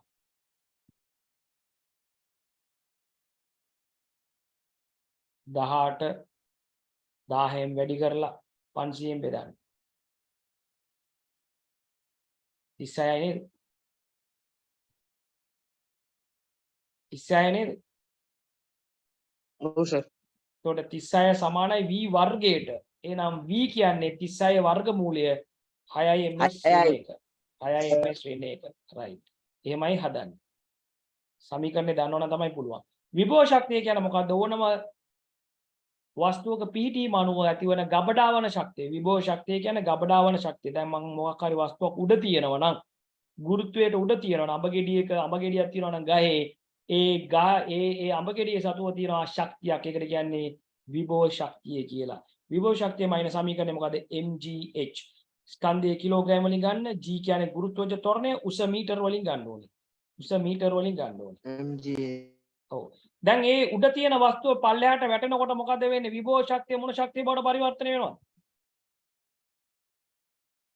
චාලක ශක්තිය වලට. චාලක ශක්තිය බවට පරිවර්තනය වෙනවා right දැන් මේ තියෙන්නේ උඩට යනවා චාලක ශක්තිය විභව ශක්තිය චාලක ශක්තිය බවට හැරෙනවා එතකොට විභව ශක්තිය යොදා ගන්නා එකක් තමයි ජල විදුලි බලාගාරය. එහෙනම් ජලාශයේ තියෙන විභව ශක්තිය පල්ලෙහාට වැටෙනවා. වැටෙනකොට චාලක ශක්තිය බවට හැරෙනවා. ඒ චාලක ශක්තිය ටර්බයිනේ කරකිනවා. චුම්බක ශේෂ්ත්‍රයක් කරා විද්‍යුත් චුම්බක ප්‍රේරණයක් ඇති වෙනවා. විදුලිය නිපද වෙනවා. එහෙම නේද? මේ කතාව ඒක නේද මම කිව්වේ? ඔව් සර්. ඔන්න විද්‍යුත් චුම්බක ප්‍රේරණ මෙතන තිබ්බ ශක්තිය විභව ශක්තිය චාලක ශක්තිය විද්‍යුත් ශක්තිය එතකොට කුළු ගෙඩියක් භාවිතා කරද්දී ඉහළ ඉඳලා පහළට දානකොට උස වැඩි වෙන්න මේ චාලක ශක්තිය වැඩි වෙන්න. ඔය ජම්බාරය සහ කුළුණ භාවිතා කරන මොකද්ද? වැඩි කරගන්න මොකද්ද? ශක්තිය. ඔය ලොකු මේ ෆවුන්ඩේෂන් හදන්න. උඩ ඉඳලා පල්ලෙහාට දානවා. එතකොට අර ශක්තිය වැඩි, ස්කන්ධයත් වැඩි. දැන් මට මේකේ කියන්නේ විභව ශක්තිය 100යි ජූල්. චාලක ශක්තිය කීයද උඩ තියෙනකොට? 0.0යි ප්‍රවේගයක් නැහැ ඉහළ තියෙනකොට. ඉහළ තියෙනකොට ප්‍රවේගයක් නැහැ. පල්ලෙහාට වැටෙනකොට දැන් විභව ශක්තිය 0 න උස 0යි. දැන් චාලක ශක්තිය කීයද? 100යි ජූල්. 100යි ජූල්. මැද හරිය සාමාන්‍ය කී වෙනවද දෙකම? 50 වගේ යනවා සාමාන්‍ය මැද හරිය. ඊළඟට ක්ෂමතාවය නැත්නම් පවර් එක මොකද්ද? කාර්ය ප්‍රමාණය බෙදන්න ඕනේ කාලයෙන් එහෙම නැත්නම් ශක්තිය බෙදන්න ඕනේ කාලයෙන්. අපි කරපු කාර්යය නැත්නම් අපි ශක්තිය කාලයෙන් බෙදුවොත් ලැබෙනවා ක්ෂමතාවය නැත්නම් ජවය ඒකමයි ඉන්නේ ජූල් තප්පරයට එහෙම නැත්නම් වොට් වලින්. මෙන්න ගන්න. 5 කිලෝග්‍රෑම් ස්කන්ධයක් 8 මීටර උසකට එසවන්න. තප්පර 10ක් ගත වුණා නම් මොකද කරන්න ඕනේ? 5 කිලෝග්‍රෑම් ස්කන්ධයේ බර නිව්ටන් 50යි 10ක් ගියා මීටර 8ක් ගියා එහෙනම් එයා කරපු කාර්ය 400යි බෙදන්න ඕනේ තප්පර කාලයෙන් බෙදුවොත් එනවා වොට් කීයද 40යි කියලා. මතකයිද? 40යි. 40යි වොට්. එතකොට විද්‍යුත් උපකරණවල වොට් ක්ෂමතාවය මයින සමීකරණය මොකද්ද? විද්‍යුත් උපකරණවල P සමානයි PI VI. විභවාන්තරයේ ධාරාවෙන් වැඩි කරොත් අන්න එතනත් වොට් ප්‍රමාණය එනවා විද්‍යුත් උපකරණවල. රයිට්? මේ යම් කිසි කාර්ය ප්‍රමාණයකට අපිට පුළුවන් ජවය හොයාගන්න. ක්ෂමතාවය නැත්නම් ජවය. තප්පරයට බලන්න ඕනේ. මිනිත්තුවක් දුන්නොත් ඒක තප්පරයට හරවන්න ඕනේ. තප්පරෙන් ගන්න ඕනේ. අපි පොඩි ගාණක් කරමු. හරි. වෙලා යනවා ගාණ කරන්න කිව්වොත් මම දැන් බේසික් එක දුන්නා. මේ පාඩමත් ඉවරයි. කට්ටිය අඩු වෙලා 44 වෙලා. කොහොම ගෙහිමීට මාරු වුණා වගේ. නිදි කවුද නිදි? බලමු සෙට් එකේ කවුද ඉන්නේ කියලා. කවුරුත් නිදි නැස ඔක්කොම නිදා ගන්න ගිහිල්ලා මේක මේ නවත්තන්නද නැත්තම්? කරමු සර්. එපා සර් අපි ඉන්නවා සර්. හරි. එහෙනම් යන් ඊළඟට හරි කමක් නැහැ කරමු. ඊළඟට තියෙනවා ධාරා විද්‍යුතය 19 වෙනි පාඩම ධාරා විද්‍යුතය. එහෙනම් මෙතන දන්නවද මොකද්ද කරන්ට් එක මෙන්න මේ ලක්ෂණ ටික මේක ටික බලමු සංකේත ටික. ධාරාවක් ඇති වෙනවා අනිවාර්යෙන් ධාරාවක් ඇති වෙන්න නිදාස් ඉලෙක්ට්‍රෝන තියෙන්න ඕනේ. ලෝහවල නිදාස් ඉලෙක්ට්‍රෝන තියෙනවා. ඒකෙත් කොපවල නිදාස් ඉලෙක්ට්‍රෝන වැඩි. නිදාස් ඉලෙක්ට්‍රෝන තිබ්බට වැඩක් නැහැ. විභවාන්තරයක් දෙන්න ඕනේද නැද්ද? කෝෂයක් සම්බන්ධ කරන්න ඕනේද නැද්ද? දෙන්න ඕනේ. විභවාන්තරයක් දුන්නොත් තමයි ධාරාව ගලාගෙන එන්නේ. බැටරියක් සම්බන්ධ විභවාන්තරයේ මයින මීටරය මොකද්ද? වෝල්ට් මීටර. වෝල්ට් මීටරයේ සංකේතය මෙන්න මේක V. හරි වෝල්ට් මීටරය සම්බන්ධ කරලා අපිට විභවාන්තරය මයින්න පුළුවන්. එහෙනම් මෙන්න දැන් නිදාස් ඉලෙක්ට්‍රෝන තිබ්බට වැඩක් නැහැ. විභවාන්තරයේ බැටරියක් කෝෂයක් දෙන්න ඕනේ ධන ඍණ ටික ඇදලා ගන්නවා ඍණ පුෂ් කරනවා මේ පැත්තෙන් පුල් කරනවා. දැන් මොකද වෙන්නේ? ධාරාව එක දිහාවට කඩාගෙන එනවා. එහෙනම් සම්මත ධාරාව අපි ඉලෙක්ට්‍රෝන ගමන් කරන දිශාවට ප්‍රතිවිරුද්ධද නැද්ද? ප්‍රතිවිරුද්ධයි. සාමාන්‍ය සම්මත ධාරාව ධන සිට ඍණ යන්නේ ඉලෙක්ට්‍රෝන යන්නේ ඍණ සිට ධනට. වෝල්ට්මීටරය. ඇමීටරය මොකද කරන්නේ? ධාරාවම අයින්නවා ඇම්පියර් වලින්. බල්බේ සංකේතය මෙන්න බල්බේ සංකේතය මෙන්න ඇමීටරයේ සංකේතය. බැටරිය කනෙක්ට් වෙනකොට කොහොමද කනෙක්ට් වෙන්න ඕනේ? මොකද්ද හරිම අවස්ථාව මෙන්න ධන ඍණ යන්න ඕනේ. ධන ඍණ වෙන්න බෑ. කරන්ට් එක යන්නේ නැහැ. මෙන්න මේක තමයි හරිම ක්‍රමය. වෝල්ට් මීටරය සම්බන්ධ කරන්න ඕන අපි කියමුකෝ මේ බල්බේ දිගේ ගමන් කරන ධාරාව ආයනවා නම් ඒක ශ්‍රේණිගතවයි. වෝල්ට් මීටරය සම්බන්ධ කරන්නේ සමාන්තරගතව. සමාන්තරගත. ප්‍රතිවිරුද්ධ නෙමෙයි. සමාන්තරගතව. ඉන්න මේ පරීක්ෂණය යනවා. මොකද්ද මේ විභවාන්තරය මයිනස් සමය මෙන්න මේක සමහරවිට ස්ට්‍රක්චර් එකේ අහන්න පුළුවන්. මොකද්ද? ඕම් නියමය හා සම්බන්ධ පරීක්ෂණය. ඕම් මොකද කරේ? භාවිත කරා ධාරා නියාමකයක් විචල්්‍ය ප්‍රතිරෝධයක් භාවිත කරා. මෙන්න මේකයි නික්‍රෝම් වයර් එක දිගේ ගලන ධාරාව වෙනස් කරා ධාරා නියාමකයේ භාවිත කරලා වෝල්ට් මීටරයක් සම්බන්ධ කරා. මේ තියෙන නික්‍රෝම් වයරේ හදන විදිය කම්බිය ඔතලා ගන්නේ. මේ තියෙන විචල්්‍ය ප්‍රතිරෝධකයක් ප්‍රතිරෝධය වෙනස් කරනවා. මේ තියෙන විචල්්‍ය ප්‍රතිරෝධකයේ සංකේතය විචල්්‍ය ප්‍රතිරෝධකයේ සංකේතය මේ ස්විච් එකක් දාලා තියෙනවා. එයා මොකද්ද කරේ? වෙනස් කර වෝල්ට් මීටරේ ඇමීටරේ මැනගත්තා. ධාරාව කන්ට්‍රෝල් කර. ස්විච් එක දාගෙන හිටියද ඒ පාටම් ගන්නකොට ඔන් ඔෆ් කරද ගත්තේ? ඔන් ඔෆ් කරගෙන හිටියා. ඇයි ඒ ඔන් ඔෆ් කරේ දිගටම දාන්න නැතුව? උෂ්ණත්වයේ නියතව තියාගන්න. උෂ්ණත්වයේ නියතව තිබ්බේ නැත්නම් මොකද වෙන්නේ? ප්‍රතිරෝධකතාවය වෙනස් වෙන හින්දා.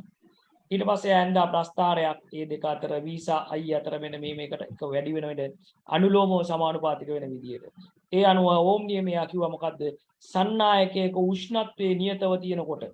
උෂ්ණත්වයේ නියතව තියෙනකොට සන්නායකය තුලින් ගලන ධාරාව එහි දෙකලවර විභවාන්තරයට අනුලෝමව සමානුපාතිකයි කියලා.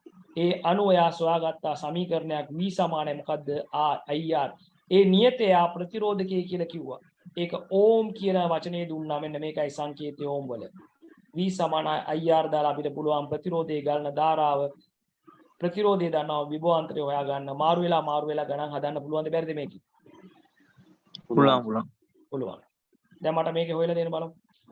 නික්‍රෝම් කම්බිය ප්‍රතිරෝධය 6 ඕම්ලු 3 වෝල්ට් විදුලිය දුන්නා නම් ධාරාව කොච්චරද? මොකද සමීකරණේ දාන්නේ? V = V = IR දාලා මේක ආදේශ කරලා බලන්න. 0.5 ampere.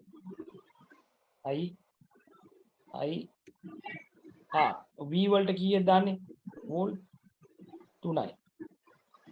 R 6යි. එහෙනම් I තනි කරලා 0.5 මොකක්ද ඒකකය? Ampere. 0.5 ඇම්පියර් කියලා කැපිටල් A අකුර දාන්න ඕනේ. 0.5 ඇම්පියර්. හරි? ඒක තමයි ධාරාව මයින සමීකරණය. right?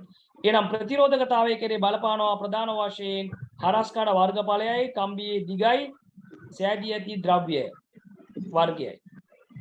දැන් මේකේ ගත්තොත් එimhe කම්බියේ මහත වැඩි වෙන්න මොකද වෙන්නේ ප්‍රතිරෝධය? හරස්කඩ වර්ගඵලය වැඩි වෙන්න ප්‍රතිරෝධය වැඩි. අඩු වෙනවා බං වර්ගඵලය වැඩි වෙනවා කියන්නේ බෝක්කුව ලොකු වෙනකොට ධාරාව කඩාගෙන යනවා ප්‍රතිරෝධය අඩු වෙනවා. හරිද? සන්නායක කැබෙල්ල දිග වැඩි වෙන්න මොකද වෙන්නේ ප්‍රතිරෝධය? වැඩි. ප්‍රතිරෝධය වැඩි ධාරාව අඩුයි. සෑම විටම ප්‍රතිරෝධයට ප්‍රතිලෝමයි ධාරාව. ධාරාව වැඩි නම් ප්‍රතිරෝධය අඩුයි. ධාරාව අඩුයි නම් ප්‍රතිරෝධය වැඩි. ප්‍රතිරෝධය අඩුයි නම් ධාරාව වැඩි. ප්‍රතිරෝධය වැඩි නම් ධාරාව අඩුයි. මතකද? ඒ විදිහට ගන්න. එහෙනම් හරස්කඩ වර්ගඵලය වැඩි වෙනකොට ප්‍රතිරෝධය අඩු වෙනවා ධාරාව වැඩි වෙනවා. දිග වැඩි වෙනකොට ප්‍රතිරෝධය වැඩි වෙනවා. ද්‍රව්‍ය ප්‍රමාණය අනුව වෙනස් වෙනවා. සාමාන්‍යයෙන් කොපවල ප්‍රතිරෝධකතාවය අඩුයි යකඩ වලට වඩා. එහෙම නේද? හරස්කඩ වර්ගඵලය වැඩි වෙනකොට ප්‍රතිරෝධය අඩු වෙනවා ධාරාව වැඩි වෙනවා. දිග වැඩි වෙනකොට ප්‍රතිරෝධය වැඩි වෙනවා ධාරාව අඩු වෙනවා. ප්‍රතිරෝධකතාවයේ ලෝහ වර්ගය අනුව වෙනස් වෙන්න පුළුවන්. එහෙනම් ප්‍රතිරෝධය අඩුයි නම් බල්බයේ දීප්තිය මොකද? වැඩි. ප්‍රතිරෝධය වැඩි නම් බල්බයේ දීප්තිය අඩුයි.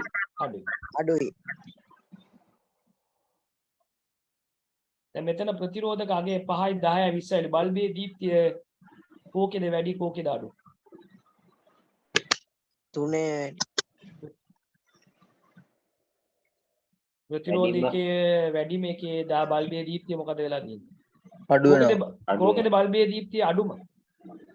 3 බල්බයේ දීප්තිය වැඩිම 5 ඕම් කියන එකේ. right. ඊළඟට තියෙන අපිට ප්‍රතිරෝධක වර්ග තියෙනවා ස්ථීර ප්‍රතිරෝධක, විචල්්‍ය ප්‍රතිරෝධක, ආලෝක සංවේදී ප්‍රතිරෝධක. ස්ථීර ප්‍රතිරෝධක වල සංකේතය එක්ක මේක දෙකම ප්‍රතිරෝධක. ඒවයි ගණන් එන්නේ නැහැ විභාගෙට. හරි.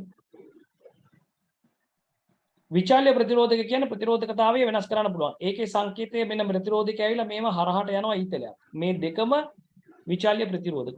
විචල්්‍ය ප්‍රතිරෝධක වර්ග දෙක තුනක් තියෙනවා. ධාරා නියාමකයේ පෙරසැකසුම් ප්‍රතිරෝධකයයි හඬපාලකය වොලියුම් කන්ට්‍රෝල් එක. අනිත් එක තමයි ආලෝක සංවේදී ප්‍රතිරෝධකයේ සංකේතය බලන්න ප්‍රතිරෝධ සංකේතය එනවා ආලෝකය ඇවිල්ලා වදිනවා ඉරි තුනක් එනවා. මේක ආලෝක සංවේදී ප්‍රතිරෝධක.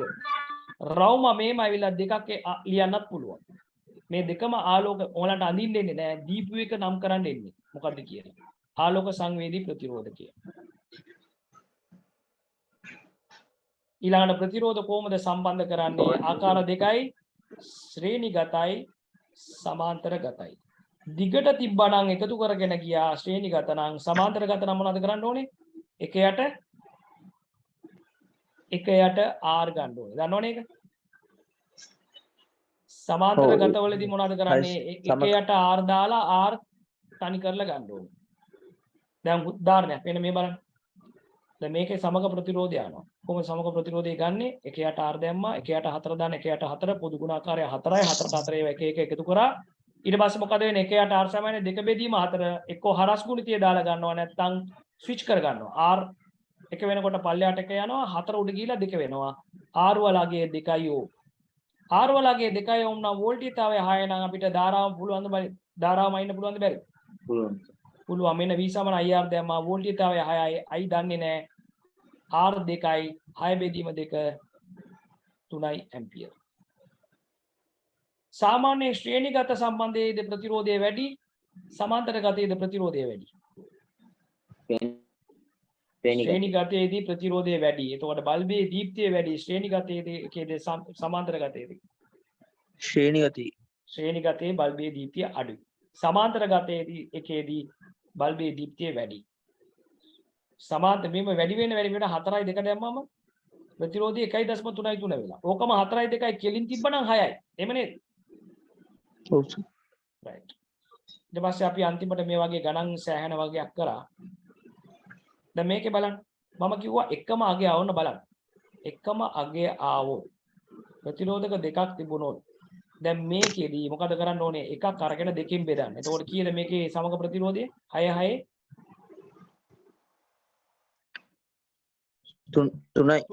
3යි එකම අගයේ දෙකක් තිබුණොත් 3යි එතකොට 3යි 6යි කීයද 9යි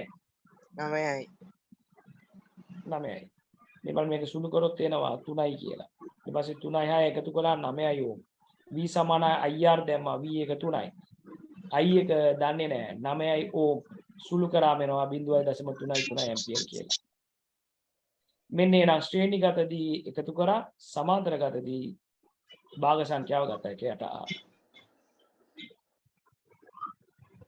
මේ වගේ ගණන් හැදුවා අපි සෑහෙන්න එහෙම නේද මේ ගණනත් අපි හැදුවා මතකද එක බල්බයක් පිච්චිලා ගියොත් මොකද වෙන්නේ මේ අපි කියමුකෝ 12 ඕම් බල්බේ පිච්චිලා ගියොත් මොකද වෙන්නේ 20යි 6යි එකතු වෙනවා කියලා. එතකොට ශ්‍රේණිගත වෙනවා. එහෙම නේද? ඔව් සර් දැන් මේකේ ගණන් හදන්න බෑ. දැන් මම ඔයාලට කියලා දුන්නා මොකද කතාව කියලා. එහෙනම් මේ පාඩමත් ඉවරයි. ඊළඟට මොනවද තියෙන්නේ? ප්‍රවේණියේදී වැදගත්ම දේ තමයි මම මේකේ මෙන්ඩල්ගේ කතාව මම ප්‍රවේණියටක් ගාලා යන්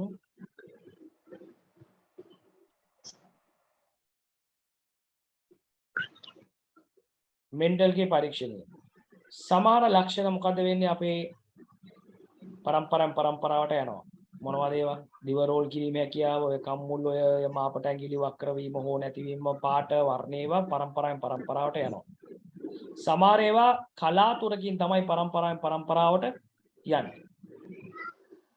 කවුද මේ ඉන්සා මියුට් කරගන්න පුතා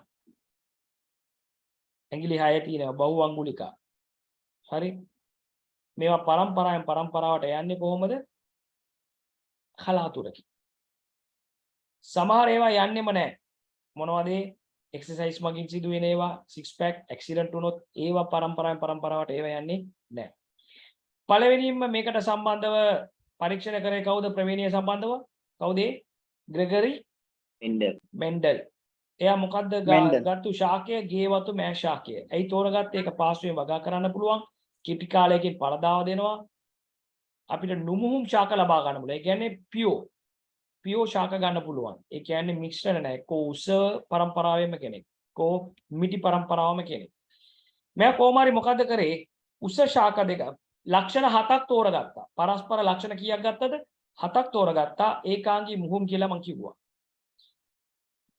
එයා තෝරගත්තා නුමුහුම් උස ශාකයකුයි නුමුහුම් කෙටි මිටි ශාකයකුයි පළවෙනි පරම්පරාවේ ආවේ ඔක්කොම මොකද්ද උස ශාක ඔක්කොම උස ඊට පස්සේ මොකද කරේ මේ දෙවෙනි පරම්පරාවේ දෙන්නෙක් අතර ස්ව පරාගණය කරාම උස 3ට මිටි එකක් ආවා ඊට පස්සේ ඒක ප්‍රවේණි දර්ශනයෙන් එයා එක්ස්ප්ලেইন කරා පළවෙනි උස තමයි ආ කිව්වේ පළවෙනි පරම්පරාව ආපු හින්දා එයා දුන්නා මේකට ප්‍රමුඛ සාධකයේ කියලා දෙවෙනි පරම්පරාවේ මතුවෙන එකට කිව්වා නිලීන සාධකයේ කියලා ඒ අනුව ජන්මානුය හැදුවා කොහමද නුමුහුම් කැපිටල් T කැපිටල් අකුර දුන්නා ප්‍රමුඛ ඒවා නිලින් එක සිම්පල් T වලින් දුන්නා.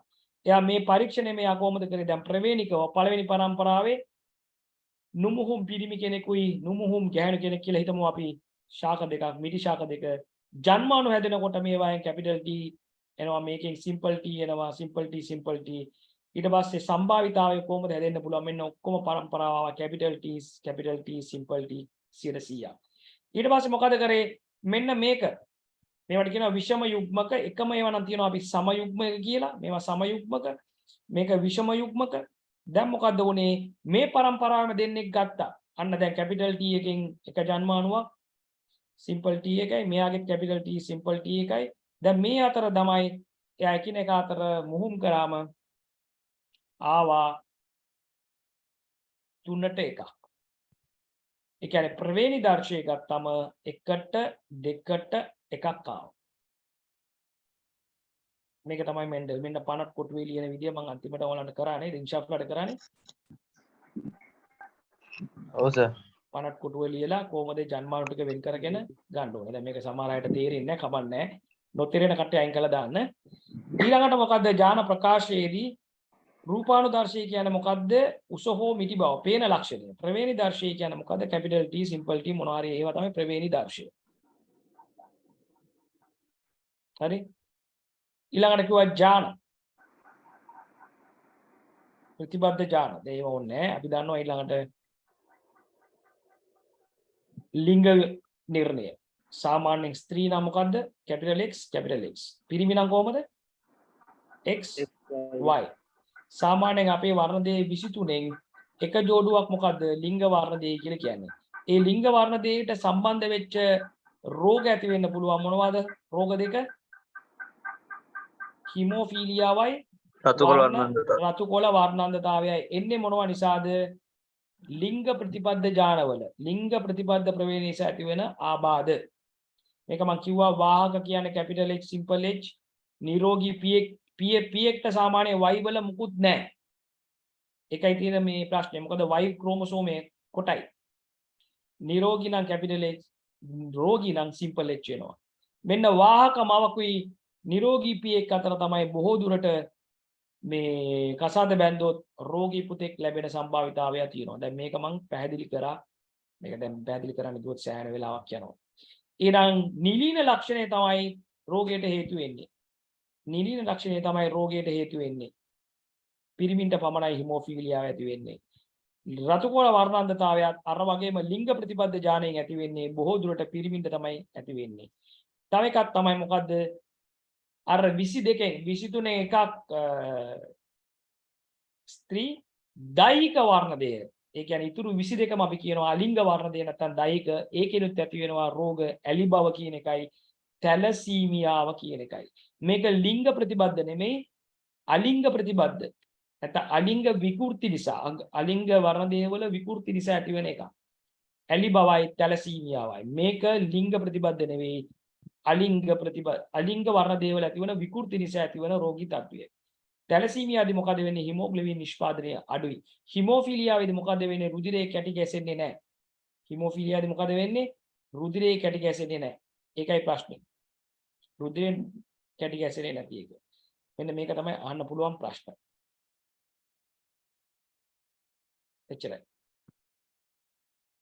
ඒව ඕනේ නැහැ එච්චර මේ තාක්ෂණය. රන් සහලේම ජාන ඉංජිනේරු තාක්ෂණයේ ගොඩක් හදලා තියෙනවා. ජාන ඉංජිනේරු තාක්ෂණයෙන් තමයි දැන් ඉන්සුලින් ප්‍රතිජීවකයම හදලා තියෙනවා. right. දැන් මේක බලන්න මට මේකට උත්තර දෙන්න. බිඳුව කියන්නේ නිලීන සමාන වෙලාවට. රතුකොළ වර්ණාන්ධතාවය යන ප්‍රවේණික ආබාධයක්. වාහක ස්ත්‍රියකගේ ප්‍රවේණි දර්ශය. ටක් ගාලා කියන්නේ. වාහක ස්ත්‍රී නම් මොනවද වෙන්න ඕනේ? XX නේද වෙන්න ඕනේ. ඔව් සර්. ඔව් මේකේ වාහක කවුද කියලා කියන්නේ? දෙවෙනි සාමාන්‍ය දෙක. ඇයි බිඳුව කියන්නේ මතක තියාගන්න සිම්පල් C කියලා. සිම්පල් නැත්තම් නිලීන ජානය.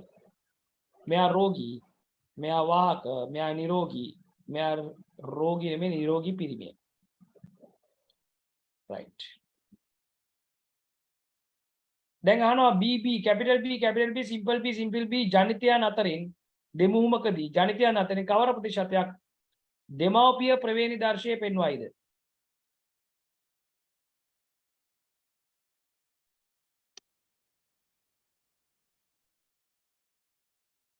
දෙමව්පිය ප්‍රවේණි දර්ශය 3 ජනිතයන් අතරින් කවර ප්‍රතිශතයක්? 50යි. හොඳයි එන්නේ මොනවද? 100යි 100යි. A capital B simple B capital B simple P capital B simple B capital B simple B ලැබෙන්නේ ඔක්කොම. හරි 100ක් ලැබෙන්නේ දෙමාපිය ප්‍රතිශතය කියන උස ලක්ෂණය එන්නේ. right මේ පාඩමෙන් 10 වසර ඉවරයි. පොඩි බ්‍රේක් එකක් අරගෙන 11 වසරට යමුද? हाँ सर විනාඩි 10ක් විතර බ්‍රේක් එකක් අරගෙන 11 වසරේ වැඩගත්ම කොටස් ටික විතරක් කරමු. ඔක්කොම 35 බං ඉන්නේ බැජ් එකේ 200 ඔක්කොම නිදලා මේ ඉඳලා පාර ගියා. මොන පද්ධතිය දෙන්නේ? මම එදා කොච්චර කියනවද මම පන්තියේ බලාගන්න කියලා ස්නායු පද්ධතිය බලා ගන්න හොඳට. ස්නායු පද්ධතිය එනවා කිව්වේ එදා ස්නායු පද්ධතිය කරා නේද? ඔව් සර්. ස්නායු පද්ධතියේ තියෙන chance එක වැඩි. රුධිර සංසරණ පද්ධතියත් එන්න තියෙන chance එක වැඩි. ඒ දෙක කරලා දුන්නානේ. ඔව් සර්. alright. ඒ දෙක හොඳට බලා ගන්නවා. බයිශ්‍රාවයක් chance එක කියන්න බෑ. අපිට සම්භාවිතාවය විතරයි කියන්න පුළුවන්. එහෙනම් පොඩි විනාඩි 10ක බ්‍රේක් එකක් අරගෙන 11 වසර පටන් ගමු ටක් ගාලා. 11:40 වෙනකොට පටන් ගමු. हरी सर हरी सर